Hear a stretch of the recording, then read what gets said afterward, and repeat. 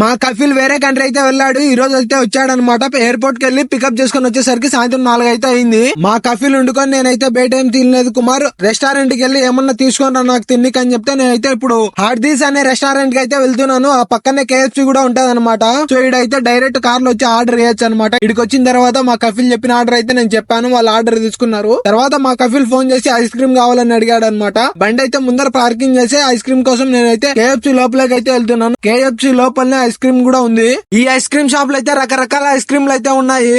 తెల్లతోలు పిల్ల ఏమంటుందంటే నీకు ఏ ఫ్లేవర్ ఐస్ క్రీమ్ కావాలని అడుగుతుంది. వెన్నెలా ఫ్లేవర్ కావాలని అడిగితే వెనకంబడే ప్యాకింగ్ చేసి ఇచ్చింది. రెస్టారెంట్ లో ఫుడ్ ఐస్ క్రీమ్ అయితే తీసుకెళ్లి మా కఫిల్ కి అయితే ఇచ్చేసాను. మా కఫిల్ వేరే కంట్రీ వెళ్ళి తిరిగి వచ్చేటప్పుడు అయితే పికపింగ్ నేను వెళ్ళాను అనమాట. అది ఫుల్ వీడియో వేసి కింద లింక్ అయితే పెడుతున్నాను, వెళ్ళి చూడండి. ఈ వీడియో మీకు నచ్చినట్టయితే లైక్ చేయండి. ఇలాంటి మరిన్ని వీడియోస్ కోసం సబ్స్క్రైబ్ చేసుకోవడం అయితే మర్చిపోకండి. అలాగే పక్కన గంట బెల్ కూడా నొక్కండి.